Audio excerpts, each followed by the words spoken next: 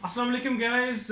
Integration start करने जा रहा हूँ। सो इंटीग्रेशन की सबसे पहले बेसिक्स को देख लेते हैं। बेसिक्स फार्मूलाज हैं, पहले उनसे स्टार्ट लेंगे और फार्मूलाज से भी पहले कुछ बेसिक्स हैं वो भी देख लेते हैं।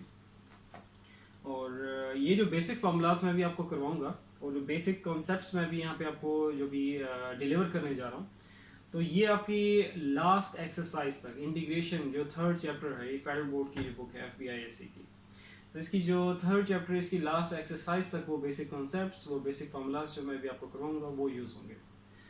और अभी जो मैं इंटीग्रल्स आपको करवाने जा रहा हूँ वो इनडेफिनिट इंटीग्रल्स होंगे। अब इनडेफिनिट इंटीग्रल्स कौन से हैं, डेफिनिट इंटीग्रल्स कौन से हैं, वो भी मैं भी आपको बताऊंगा। स्टार्ट करते हैं, एक जनरल एग्जांपल लेते हैं, ठीक है। और इसका जो बेसिक फार्मूला है उससे स्टार्ट करते हैं। सो जनरली एक एग्जाम्पल के तौर पे मैं यहाँ पे ले रहा हूँ ax प्लस बी, एक अलजेब्राइक एक्सप्रेशन मैंने ली है, इसको अब इंटीग्रेट करते हैं। अब बिल्कुल बेसिक लेवल पे अगर जाके देखें तो हमारे पास जो चीज़ें हैं, जो एलिमेंट्स हैं वो क्या हैं, ये आपके पास क्या है, इंटीग्रल सैंपल है, ठीक है। और ये इंटीग्रल सैंपल है, ये किस तरह के इंटीग्रेशन या कह सकते हैं इंटीग्रल को रिप्रेजेंट कर रहा है, इनडेफिनिट इंटीग्रल। स्टार्ट इसके इंटीग्रल सिंबल से ही करते हैं। इनडेफिनिट इंटीग्रल इसे कहेंगे। इनडेफिनिट इंटीग्रल इसे क्यों कहा जाता है, क्योंकि यहाँ पे इसकी लिमिट्स डिफाइंड नहीं है, upper limit and lower limit. अब अपर लिमिट लोअर लिमिट अगर आएंगी तो क्या होंगी, कैसे होंगी, कहां पे लिखेंगे, वो देख लेते हैं। जस्ट लाइक एग्जांपल के तौर पे मैं ले रहा हूं, अब ये डेफिनेट इंटीग्रल में लिखने जा रहा हूं। अपर लिमिट ले लेते हैं इसकी 2, लोअर लिमिट आप ले लो इसकी -3 ले लो, कुछ भी ले लो, ठीक है। सो यहाँ पे मैंने अब क्या किया है कि जो इंटीग्रल सिंबल है इसकी अपर लिमिट, इसे अपर लिमिट कहेंगे,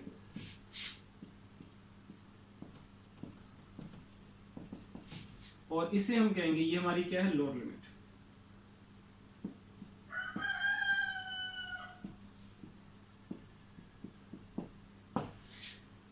अगर एक इंटीग्रल सिंबल ऐसा आ जाए कि जिसकी अपर लिमिट और लोअर लिमिट डिफाइंड हो, तो ऐसे इंटीग्रल को हम क्या कहते हैं कि वो हमारा क्या है, डेफिनेट इंटीग्रल।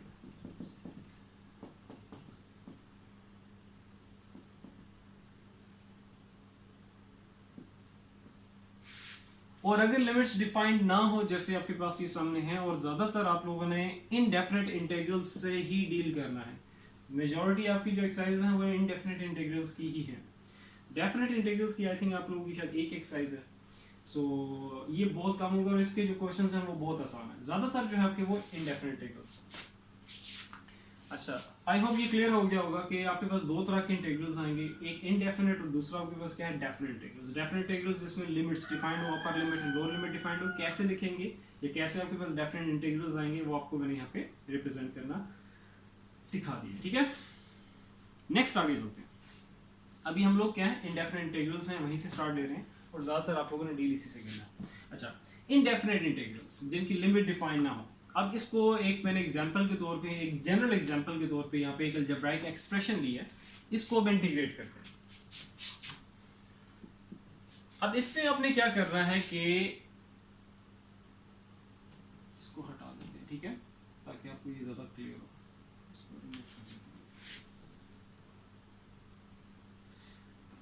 अब यहाँ पे देखोगे आपके पास एक ऐसी अलजेब्राइक एक्सप्रेशन है जिसकी होल पावर यहाँ पे कुछ नहीं है। इट मींस टू से हम सेपरेट इंटीग्रल सिंबल जो है वो सेपरेट कर सकते हैं। सेपरेट कर दो और ये साथ आपने dx लाजमी लगाना। अभी मैं dx की तरफ भी आऊंगा। dx क्या है, ठीक है, ये यहाँ पे क्या किसको रिप्रेजेंट कर रहा है और ये हमें कैसे हेल्प आउट करेगा कि वेरिएबल को इंडिकेट हम करें, वेरिएबल को कैसे ये इंडिकेट करेगा और कॉन्स्टेंट्स के बारे में कैसे इंफॉर्मेशन देगा, कि मतलब जो भी आपकी अलजेब्राइक एक्सप्रेशन है यहाँ पे कि उसमें कौन कौन से कॉन्स्टेंट्स हैं, कौन कौन से आपके वेरिएबल्स हैं, उसकी तरफ भी मैं भी आ रहा हूँ, ठीक है। अभी आपने क्या करना है कि देखना है कि जो भी अलजेब्राइक एक्सप्रेशन है आपके पास, तो उसकी अगर होल पावर है फिर तो हम दूसरी कैटेगरी की तरफ जाएंगे। एक और मैं जनरल एग्जांपल आपको करवाऊंगा, वो उसकी तरफ जाएंगे। अभी यहाँ पे मैं अभी देख रहा हूँ कि यहाँ पे होल पावर नहीं है, तो आपने क्या करना है कि इनको अब आपने सेपरेट कर देना है। ए एक्स इंटीग्रल साइन भी सिंबल भी सेपरेट करोगे और डी एक्स भी सेपरेट करके लिखोगे। साथ आगे यहाँ पे क्या है, साइन प्लस प्लस का साइन आ गया और बी डी एक्स। अब यहाँ पे आप देखोगे कि अब मैं dx की तरफ आ रहा हूं क्योंकि अब उस पर आना पड़ेगा मुझे। ये देखो यहाँ पे आपके पास dx जैसे लिखा हुआ है, या आपके पास एक और एग्जांपल ले लेते हैं, ay plus B D Y, या az plus B D Z. तो अब यहाँ पे देख रहे हो कि ये जो dx dy dz, देखो इसके साथ यहाँ पे जो भी है वो रिप्रेजेंट कर रहा है, ये बता रहा है कि आपके पास यहाँ पे जो भी अलजेब्राइक एक्सप्रेशन है उसमें वेरिएबल क्या होगा, और उसके अलावा बाकी सारे के सारे या तो कोफिशिएंट होंगे या कांस्टेंट्स होंगे। अभी यहाँ पे आप देखो, यहाँ पे dx है, इट मीन्स टू से कि यहाँ पे जो आपके पास अलजेब्राइक एक्सप्रेशन है इसमें x वेरिएबल है और x के अलावा बाकी जो भी है वो कांस्टेंट्स हैं। इसी तरह यहाँ पे देखोगे y आपके पास dy लिखा हुआ है, मीन्स टू से कि यहाँ पे आपके पास जो अलजेब्राइक एक्सप्रेशन है इसमें y वेरिएबल होगा और इसके अलावा बाकी सारे कांस्टेंट, और dz मीन्स टू से आपके पास यहाँ पे z वेरिएबल होगा और इसके अलावा बाकी सारे कांस्टेंट्स होंगे। अब इसी में मैं थोड़ी सी चेंजिंग कर देता हूँ आपको समझाने के लिए।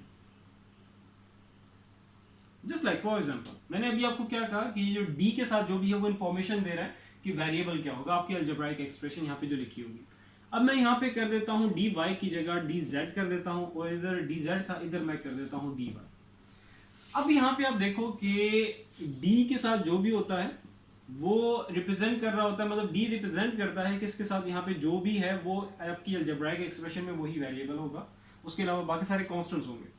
अब यहाँ पे देखो कि लिखा हुआ है dz, इट मीन्स उसे आपके अलजेब्राइक एक्सप्रेशन में z अगर है तो वही वेरिएबल है, z ही वेरिएबल होगा, उसके अलावा आपका जो भी है चाहे x y कुछ भी आ जाए।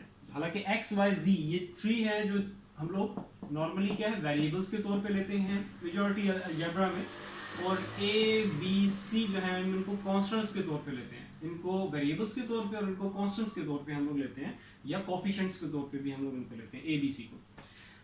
अब यहाँ पे देखोगे आपको कि यार y तो वेरिएबल है, क्योंकि नॉर्मली अलजेब्रा में x y z को हम वेरिएबल लेते हैं, लेकिन यहाँ पे आपने देखना है कि d के साथ यहाँ पे क्या आया हुआ है। ठीक है, d के साथ यहाँ पे z है, इट मीन्स से आपकी जो पीछे अलजेब्राइक एक्सप्रेशन है उसमें z वेरिएबल है, z वेरिएबल होगा और इसके अलावा अगर कोई आ रहा है वो सारा का सारा कांस्टेंट होगा।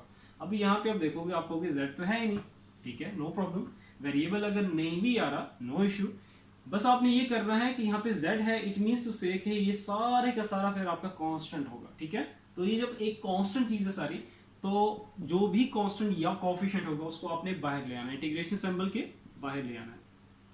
तो ये आ जाएगा ए वाई प्लस बी, ये सारे का सारा क्योंकि कांस्टेंट था तो जो भी कांस्टेंट होगा, जैसे अभी मैं आपको वो वाला करवाऊंगा, ठीक है, अभी मैंने इंटीग्रेशन वो आपको करानी है, वो कंप्लीट करनी है, तो ये सारे का सारा कांस्टेंट है तो उसको आपने बाहर ले आना है। अंदर हमारे पास क्या बचेगा, यहाँ पे जस्ट 1 बचेगा और ये आ जाएगा dz। तो 1 की इंटीग्रेशन क्या होगी, जो आपके पास यहाँ पे वेरिएबल है, जैसे यहाँ पे वेरिएबल किसको इंडिकेट कर रहा है z को, तो ये आपके पास आ जाएगा ए वाई प्लस बी, और यहाँ पे आ जाएगा इंटीग्रेशन सिंबल हट जाएगा और यहाँ पे आ जाएगा z, और साथ आएगा प्लस सी। अब ये प्लस सी क्या है ये भी मैं भी आपको बताऊंगा। ठीक है, ये तो बेसिक कॉन्सेप्ट था कि जो d आपको किसकी इंफॉर्मेशन देगा, तो d के साथ जो भी है वंस अगेन आई रिपीट वही आपके पास वेरिएबल होगा, और उसके अलावा बाकी अगर कुछ है तो वो सारे के सारे कांस्टेंट होगा।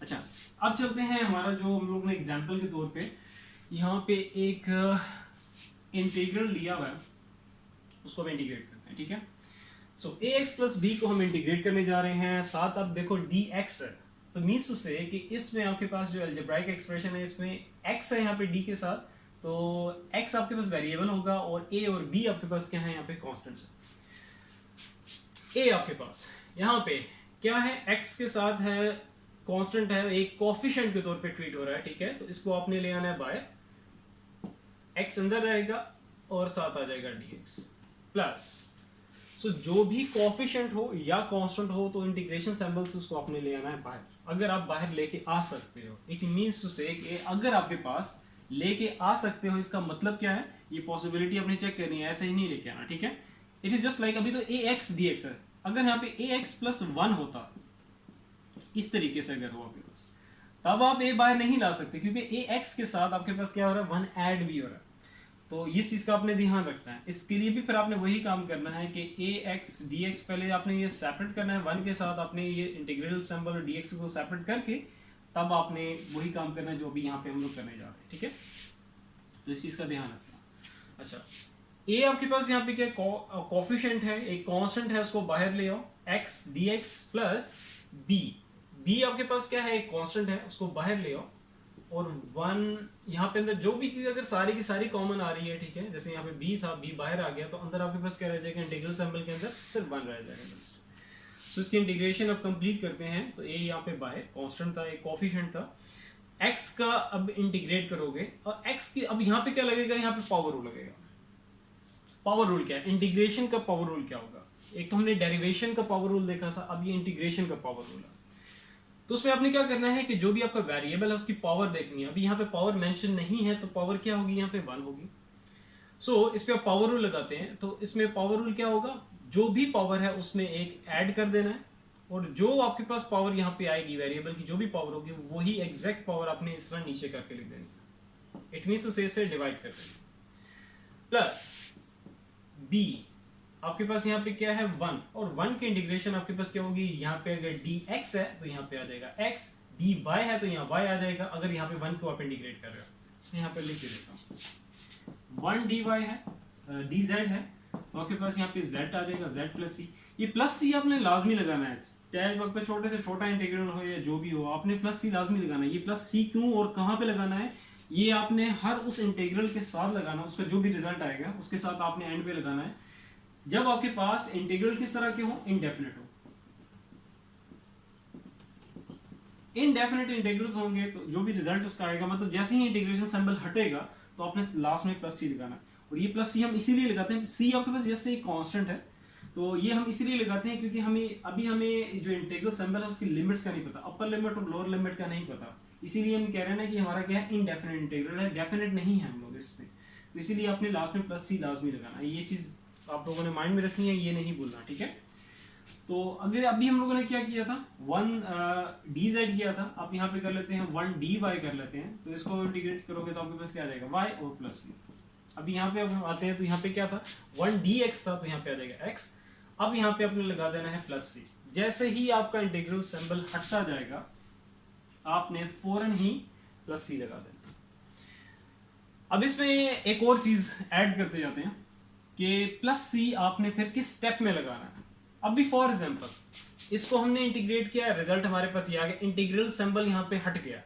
फॉर एग्जांपल अभी तो यहाँ पे चलो x है, लेकिन अभी यहाँ पे 1 है, 1 को इंटीग्रेट कर रहे हैं तो x आ जाएगा। लेकिन अगर यहाँ पे 1 के अलावा कुछ ऐसा आपके पास कोई अलजेब्राइक एक्सप्रेशन होती कि हमें कुछ और स्टेप्स अभी करना बाकी होते, मीन्स उसे कि इंटीग्रल सिंबल अभी बाकी रहता, बेशक आपकी जितनी भी टर्म्स हैं वो सारे की सारों का आपने इंटीग्रेट कर दिया। अभी तो हमारे पास 2 ही टर्म्स है, एक ये है और एक दूसरी आपके पास ये है, तो इसको हमने इंटीग्रेट किया, रिजल्ट हमारे पास आ गया। मतलब रिजल्ट आने का मतलब ये है कि हमने इंटीग्रेट कर दिया, इंटीग्रल सिंबल हट गया, लेकिन आपके पास अभी स्टिल इसी स्टेप में इंटीग्रल सिंबल चल रहा है, तो आपने प्लस सी फिर नहीं लगाना। प्लस सी आप तब लगाओगे जब आप पूरी आपके पास जो अलजेब्राइक एक्सप्रेशन है उसमें कहीं पे भी इंटीग्रल सिंबल ना आए, मीन्स उसे कि सारी की सारी इंटीग्रेशन हो जाए। इंटीग्रेशन सिंबल जब हट जाएगा एक पूरे स्टेप में से, तब आपने वहां पे लगाना है प्लस सी। जैसे आप यहाँ पे देखोगे कि यहाँ से भी इसको भी हमने इंटीग्रेट कर लिया, इंटीग्रल सिंबल हट गया, इसको भी हमने इंटीग्रेट किया, इंटीग्रल सिंबल हट गया, तो अब यहाँ पे आप लगाओगे प्लस सी। अब इस फर्दर अब इंटीग्रेट तो हमने कर लिया, बस आगे फर्दर क्या है, जस्ट सिंप्लीफिकेशन है। तो ए आपके पास ऐसे यहाँ पे रहेगा, एक्स की पावर क्या आ जाएगी यहाँ पे, स्क्वायर, ब्रैकेट अब लगाने की जरूरत नहीं है, नीचे आपके पास आ जाएगा 2 प्लस बी एक्स प्लस सी, तो आपके पास ये रिजल्ट आ जाएगा। तो बहुत बेसिक लेवल की जो चीज़ें थी इंटीग्रेशन की वो मैंने आपको करवा दी हैं स्टिल, और मैं आपको ये चीज़ें इंशाल्लाह ताला जब मैं क्वेश्चंस करूँगा, प्रॉब्लम्स करूँगा, अगर आप लोगों को फॉर एग्जाम्पल अभी भी स्टिल कहीं कन्फ्यूजन है तो नो इशू, ज़्यादा स्ट्रेस आउट ना हो। अभी मैं आप लोगों को जब इसके प्रॉब्लम्स करवाऊंगा तो उसमें मैं ये जो बेसिक लेवल की चीज़ें साथ साथ रिपीट करता रहूँगा, ठीक है। अच्छा, ये तो हमारा था एक बेसिक सी इंटीग्रेशन, एक जनरल इंटीग्रेशन थी वो हम लोगों ने देखी, ठीक है। अब इसी की मैं एक एग्जांपल लेता हूँ जिसमें मैं ए और बी को डिफाइन करूंगा, ए और बी को एग्जैक्ट वैल्यूज लेते हैं, एंड देन फिर अपने जो नेक्स्ट फॉर्मूला है उसकी तरफ चलेंगे।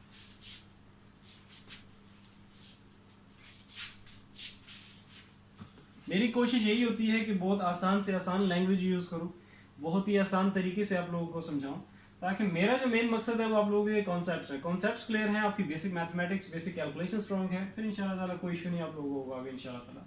अच्छा, अब चलते हैं एक एग्जांपल ले लेते हैं। अभी जो मैंने एक इंटीग्रेट जो भी एक अलजेब्राइक एक्सप्रेशन ली थी उसको जो इंटीग्रेट किया है वो एक जनरल सा लिया था मैंने, जनरल सी एक अलजेब्राइक एक्सप्रेशन ली थी। अब मैं यहाँ पे एग्जैक्ट वैल्यूज की फॉर्म में लेता हूँ। जस्ट लाइक ले लेते हैं 2x + 3 ले लेते हैं, इसको अब इंटीग्रेट करते हैं।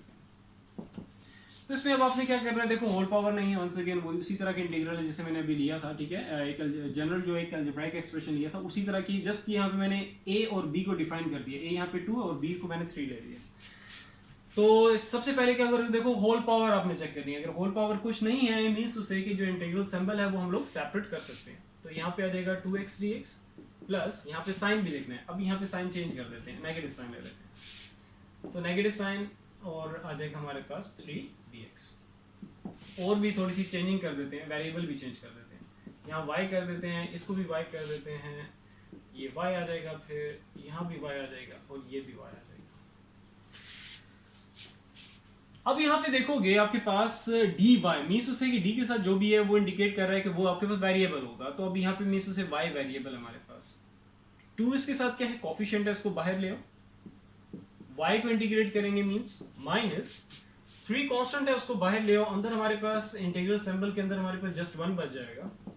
सो 2 वेरिएबल, इसकी पावर यहाँ मेंशन नहीं, पावर क्या होगी 1, तो इस पे अब हम लगाएंगे क्या, पावर रूल, 1 + 1 जो भी पावर होगी उसमें आपने क्या कर देना है, इसमें भी मैं थोड़ी चेंजिंग कर दूं, पावर चेंज कर देते हैं, ठीक है। पावर यहाँ पे मैं स्क्वायर ले रहा हूँ, तो यहाँ स्क्वायर आ जाएगा, यहाँ भी पावर इसकी आ जाएगी 2। तो अब यहाँ पे क्या होगा, जो भी पावर है, जैसे अभी यहाँ पे मैंने चेंज किया, स्क्वायर किया ऐसे, तो जो भी पावर है उसमें एक ऐड और सेम कम नीचे, -3 1 को इंटीग्रेट करोगे, बस आपने देख लेना है डी के साथ यहाँ पे क्या है, वेरिएबल मतलब कौन सा होगा, y है, तो यहाँ पे आ जाएगा आपके पास y। तो और अब देखो इंटीग्रल सिंबल हट गया, यहाँ से भी हट गया, यहाँ से भी हट गया, तो मीन्स उसे अब हम लोग यहाँ पे इसके साथ लगा सकते हैं +c। अब आगे जस्ट सिंप्लीफिकेशन इसकी करनी है, सिंप्लीफाई करो, ये बाय 2 पड़ा हुआ है, y की पावर यहाँ पे क्या हो जाएगी क्यूब, और नीचे हमारे पास क्या आ जाएगा 3 -3y + c। अभी मैंने आपको एक और बेसिक लेवल की इन डेप्थ जो चीज है वो भी मैंने आपको बतानी है, वो ये कि 1 को हम इंटीग्रेट कर रहे हैं, dy मतलब यहाँ पे देख रहे हैं कि जो भी वेरिएबल डी के साथ जो भी है वो वेरिएबल है, तो 1 को हम इंटीग्रेट करके y ही क्यों आ रहा है और कैसे आ रहा है, और यहाँ पे हम जो ये पावर रूल लगा रहे हैं, तो पावर रूल कब और कहां और कैसे लगेगा, अब इसकी तरफ आते हैं, ठीक है।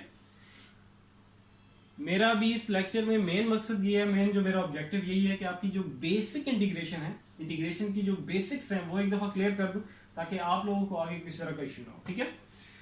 अच्छा, अब यहाँ पे आते हैं कि हम लोग ये जो इंटीग्रेशन का मैं भी यहाँ पे कह रहा हूँ, ये पावर रूल है कि आपकी वेरिएबल की जो भी पावर होती है उसमें एक ऐड और वही एग्जैक्ट पावर आपने नीचे लिख देनी, लेकिन ये पावर रूल लगेगा कहाँ पे, ठीक है।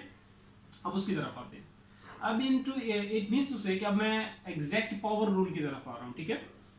सो y का स्क्वायर dy इसको इंटीग्रेट करते हैं, ठीक है, जैसे मैंने अभी यहाँ पे किया, और y की पावर 2 + 1 और नीचे भी 2 + 1 करके, ये तो पावर रूल का बेसिक है कि जो भी पावर वेरिएबल की जो भी पावर होगी उसमें एक ऐड और वही एग्जैक्ट पावर आपने नीचे लिख देनी है। लेकिन ये कैसे होगा, कब होगा, किस तरीके से करना है, ठीक है, वो अब उसकी तरफ आते हैं। देखो यहाँ पे ये आपके पास y क्या है, क्योंकि dy इंडिकेट कर रहा है कि आपके पास जो भी अलजेब्राइक एक्सप्रेशन होगी वो y उसमें क्या होगा, वेरिएबल होगा, मींस y हमारे पास वेरिएबल है। अब y वेरिएबल है, लेकिन उसके साथ साथ ये क्या है हमारे पास, बेस है, इसे हम कहेंगे ये हमारे पास क्या है, बेस, और यहाँ पे इसे हम कहेंगे ये हमारा क्या है, एक्सपोनेंट, या इसे कहेंगे पावर, और कोफिशिएंट इसका यहाँ पे भी कुछ मेंशन नहीं है, तो कोफिशिएंट क्या है, 1 है।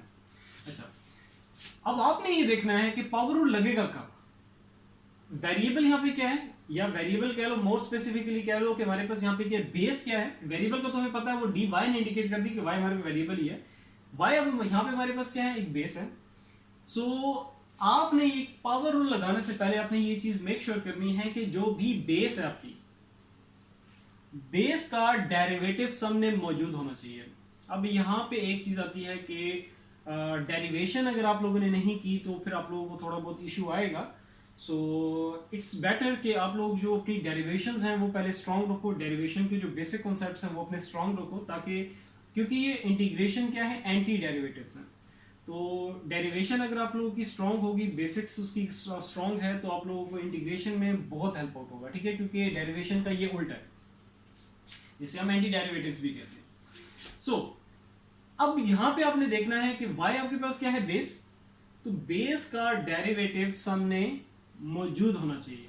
अब बेस यहां पे क्या है, y है, तो y का डेरिवेटिव क्या होगा, जस्ट लाइक अभी यहां पे मैं ले रहा हूं कि dy, क्योंकि वेरिएबल हमारे पास y है, ठीक है। अब वही वाली बात है कि आपकी डेरिवेशन अगर आपकी स्ट्रॉन्ग है तो फिर इंशाल्लाह ताला इसमें आपको कोई इशू नहीं होगा। dy मीन्स टू से कि विद रिस्पेक्ट टू y, मैं y को जब इसका डेरिवेटिव लूंगा तो हमारे पास रिजल्ट क्या आएगा, 1 आएगा, ठीक है। तो बेस आपके पास यहाँ पे क्या है, वेरिएबल क्या है y, बेस क्या है y, तो उसका डेरिवेटिव सामने मौजूद होना चाहिए, और डेरिवेटिव क्या है वो आपके सामने आ गया है 1।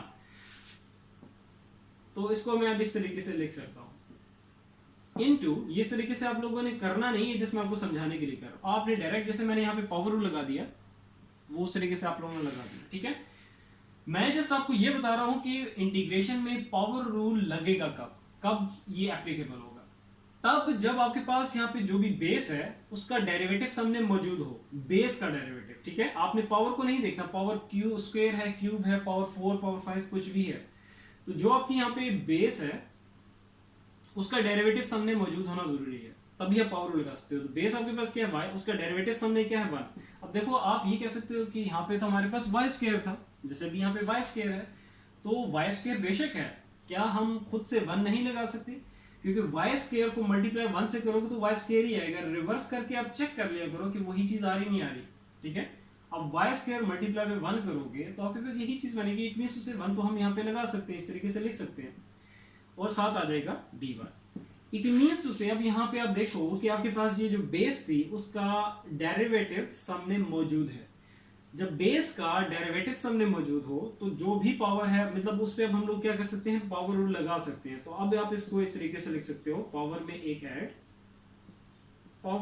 ऐड और साथ आ जाएगा प्लस सी, क्योंकि आपके पास ये इनडेफिनेट इंटीग्रल है, तो ये आपके पास आ जाएगा y का क्यूब डिवाइडेड बाय 3 प्लस सी, तो ये आपके पास रिजल्ट आ जाएगा। तो ये पावर रूल, जो इंटीग्रेशन का पावर रूल है उसकी बेसिक्स है।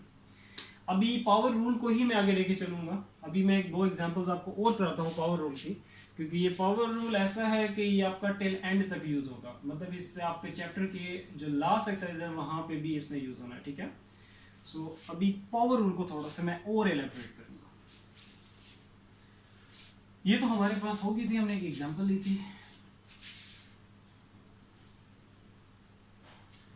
अच्छा, अभी पावर रूल पे हम लोग, ठीक है। तो पावर रूल की एक एग्जांपल ले लेते हैं, एग्जांपल के तौर पे ले लेते हैं, एग्जांपल हम ले लेते हैं, कैसे ले थोड़ी सी चेंज लेते हैं, 2x प्लस 1 की होल पावर ले लेते हैं 2 square, it means square dx, ठीक है। ये एलिमेंट अब यहाँ पे देखो कि अभी जो हम लोगों ने पीछे एक एग्जांपल की थी, तो उसमें हमने देखा था कि होल पावर हमारे पास कुछ नहीं थी, हम इंटीग्रल सिंबल जो है वो सेपरेट करके 2x पे सेपरेट, और जैसे अभी यहाँ पे मैंने लिया, अगर यहाँ पे स्क्वायर ना होता तो फिर हम लोग उसी तरीके से करते जैसे अभी हम लोगों ने पीछे एग्जाम्पल की थी कि इंटीग्रल सिंबल इस पे भी सेपरेट और इंटीग्रल सिंबल उस पे भी 1 पे भी सेपरेट करके हम लोगों ने जैसे इंटीग्रेशन हमने अभी की थी वैसे ही करनी है। लेकिन अब यहाँ पे मैं ले रहा हूँ होल पावर यहाँ पे क्या आ गई है, स्क्वायर। अब आपने क्या करना है कि अब क्योंकि होल पावर है, इट मींस उसे इंटीग्रल सिंबल में सेपरेट नहीं कर सकता, इस पे और इस पे लगेगा तो इस पे पावर रूल। लेकिन पावर रूल के लिए फिर अब क्या करना है कि हमें ये देखना होगा कि आपके पास यहाँ पे बेस क्या है, तो बेस हमारे पास क्या है, वो है 2x प्लस 1। अब पावर रूल कब लगेगा, कब एप्लीकेबल होगा, ये मैं आपको भी बता चुका हूं पहले कि बेस का डेरिवेटिव सामने मौजूद होना जरूरी है। जब तक बेस का डेरिवेटिव सामने मौजूद नहीं है तब तक आप लोग उस पर पावर रूल नहीं लगा सकते। बेस हमारे पास क्या है, 2x प्लस 1, तो इसका डेरिवेटिव पहले साइड पे निकालते हैं और देखते हैं इसका डेरिवेटिव क्या है।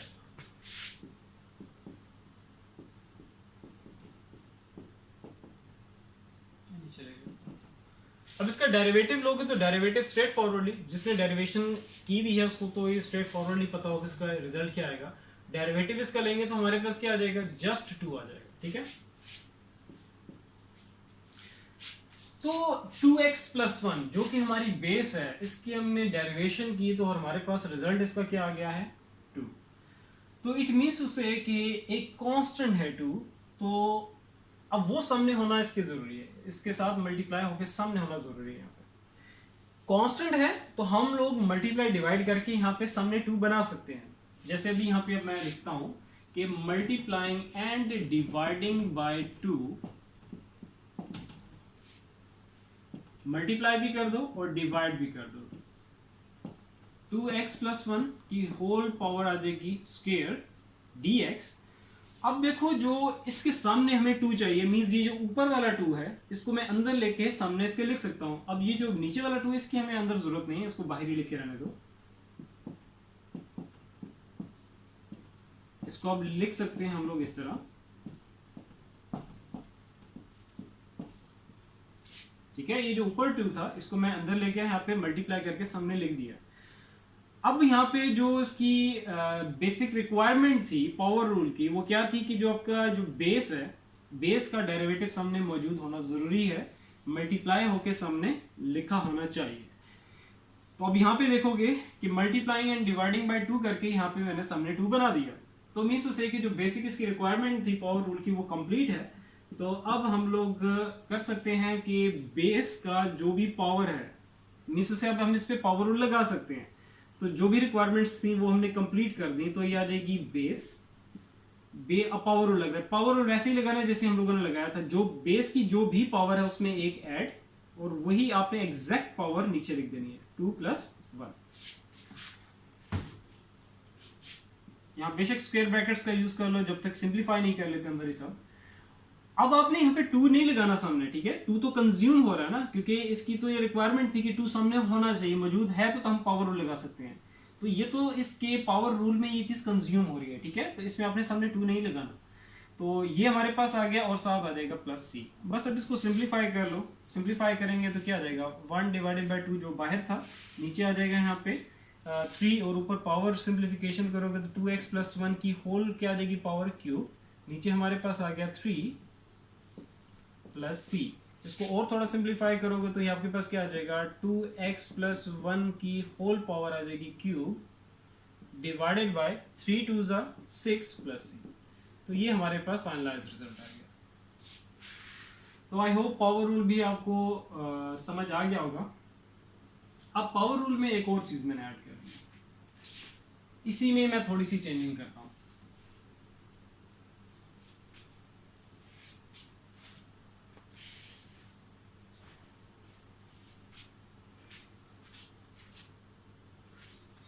चेंजिंग मैंने अब जस्ट ये करनी है कि यहां पे मैं स्क्वायर डाल देता हूं, ठीक हो गया।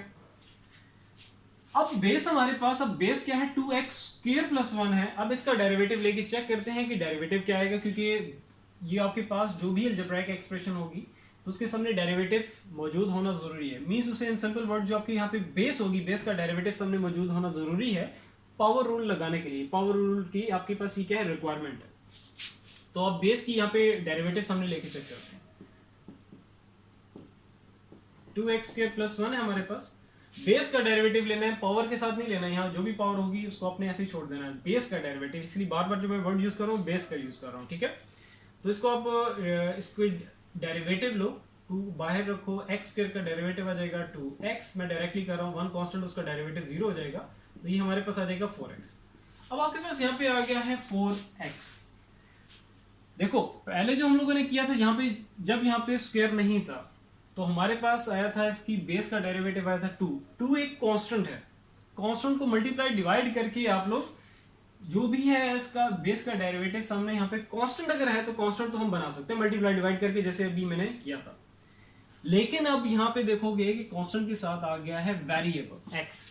वेरिएबल को आप मल्टीप्लाई डिवाइड करके नहीं कर सकते, इसका यहाँ पे सामने इस तरीके से नहीं लिख सकते कि जस्ट लाइक ये वाला काम आप नहीं कर सकते multiplying and dividing by 4x, क्योंकि 4x की हमें यहाँ पे जरूरत है सामने। तो ये वेरिएबल अगर कोई आ गया है तो फिर उसको मल्टीप्लाई डिवाइड करके आप खुद से नहीं लिख सकते, ठीक है।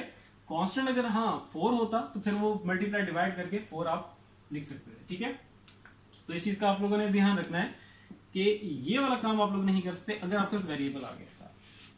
तो इसकी फिर इंटीग्रेशन डिफरेंट तरीके से होगी, उसकी तरफ बाद में आएंगे, क्योंकि अभी पावर रूल पे ही है तो पावर रूल पे ही मैं जस्ट रहना चाहता हूँ। बाकी जो और जो कॉम्प्लिकेटेड इंटीग्रल्स हैं उसकी तरफ अभी बाद में जाएंगे, ठीक है। तो ये था आपका जो बेसिक आपकी इंटीग्रेशन की बेसिक्स थी, और इंटीग्रेशन की बेसिक्स के साथ साथ इंटीग्रेशन का ये पहला फॉर्मूला था, एक फॉर्मूला कह लो या रूल कह लो, पावर रूल कह लो इंटीग्रेशन का, वो हम लोगों ने देखा जो कि एंड तक यूज होना है, ठीक है। इसके अलावा आगे कुछ इंटीग्रल्स हैं, ट्रिग्नोमेट्रिक इंटीग्रल्स भी हैं और एक्सपोनेंशियल इंटीग्रल भी है। एक्सपोनेंशियल आ गया, फिर कांस्टेंट की पावर वेरिएबल, वो भी इंटीग्रेशंस हैं। और अभी मैं सिर्फ यहीं पे इसको वीडियो को स्टॉप कर रहा हूँ। अभी और भी इंटीग्रल्स हैं, बेसिक इंटीग्रल्स हैं, उनकी तरफ उन पे मैं सेपरेट वीडियो बनाऊंगा। अभी जस्ट आप लोग क्योंकि अभी मैंने इसी वीडियो में अगर वो भी कवर कर दिया तो मिक्सअप हो जाएंगी चीज़ें, तो इसीलिए यहाँ तक मैं अभी स्टॉप करूँगा इन्हें। मेरा तो वैसे इरादा यही था कि मैं सारे यहाँ पे जो बेसिक इंटीग्रल्स हैं जिसमें एक्सपोनेंशियल आ रहे हैं, नेचुरल लॉग आ रहा है, फिर एक कांस्टेंट की पावर अगर वेरिएबल हो तो वो भी मैंने कवर करे थे। तो लेकिन ये है कि अभी मैं करवाऊंगा तो वो सारी चीज़ें मिक्सअप हो जाएंगी, ठीक है। तो इंशाल्लाह ताला फिर नेक्स्ट वीडियो में मिलते हैं, उस पर एक्सपोनेंशियल की आप लोगों ने इंटीग्रेट कैसे करना है उसकी तरफ मैं उस पर एक सेपरेट वीडियो बनाऊंगा। फिर नेचुरल लॉग मतलब ये है कि आपकी अगर चलो मैं उस पर बात नहीं करता, ठीक है, वो मैंने बात की तो फिर उस तरफ चल पड़ेंगे और वो फिर सारा मिक्सअप हो जाएगा। सो यहीं तक लिमिटेड रहते हैं, ठीक है। तो इन पे अगर कुछ और प्रॉब्लम्स मतलब अगर स्टिल कहीं अगर कन्फ्यूजन है तो कंफ्यूज या घबराने की भी ज़रूरत नहीं है। अभी क्योंकि मैंने आप लोगों को जब प्रॉब्लम्स करवानी है तो उसमें प्रॉब्लम्स में ये पावर रूल तो बहुत ज़्यादा यूज़ होना है, ठीक है। आप मैंने बताया ना कि लास्ट एक्सरसाइज तक यूज़ होना है इसमें, और बार बार यूज़ होना है, हर क्वेश्चन में ऑलमोस्ट हर क्वेश्चन में यूज़ होना है इसमें। ये बहुत ही बेसिक लेवल का इसका फॉर्मूला, ठीक है। तो वो आपको वैसे भी क्लियर हो जाएगा, ठीक है। एक और चीज़ कि इंटीग्रेशन आप लोग तब ही कर सकोगे कि जब आप लोगों की डेरिवेशन स्ट्रॉन्ग हो। डेरिवेशन अगर आप लोगों की स्ट्रॉन्ग नहीं है, डेरिवेशन के बेसिक कॉन्सेप्ट्स आपके स्ट्रॉन्ग नहीं हैं, तो फिर इसमें आप लोगों को प्रॉब्लम फेस करना होगा, ठीक है। तो इसीलिए अपनी क्योंकि अभी यहाँ पे देखो एक बेसिक जो इसका पावर रूल है इंटीग्रेशन का, उसमें भी डेरिवेशन आ रही है, ठीक है, वो आप लोगों के सामने है कि जिसे हमें यहाँ पे बेस का डेरिवेटिव लेना पड़ता है। सो इसीलिए अपनी डेरिवेशन पहले स्ट्रॉन्ग करो, फिर इंटीग्रेशन की तरफ स्विच करो। सो इंशाल्लाह ताला फिर नेक्स्ट वीडियो में मैं जो भी और बेसिक इसके जो फॉर्मूलाज हैं इंटीग्रेशन के फिर वो कवर करूँगा। सेपरेट वीडियो बना रहा हूँ ताकि आप लोग कंफ्यूज ना हो, ठीक है। स्टिल अगर कहीं कन्फ्यूजन है तो नीचे कमेंट सेक्शन में बिल्कुल भाइयों की तरह कमेंट करके आप लोग पूछ सकते हो। और डोंट वरी, अगर अभी आप लोगों को अगर कन्फ्यूजन है, समझ नहीं आई, कहीं पे कुछ इश्यूज हैं, तो पहली बात है वो साथ साथ मुझे शेयर करते रहना। लेकिन अगर स्टिल अगर आप लोगों के पास कोई प्रॉब्लम्स हैं, प्रॉब्लम्स फेस कर रहे हो, तो ये मैं आपको बता रहा हूँ, ये जो बेसिक फार्मूलाज मैं भी आप लोगों को करवा रहा हूँ तो ये अभी बहुत ज़्यादा यूज़ होना है, ठीक है। बेसिक फार्मूलाज इसमें एक ये आ जाएगा, पावर रूल आ जाएगा, एक्सपोनेंशियल वाला आ जाएगा, एक आपका नेचुरल लॉग वाले आ जाएंगे।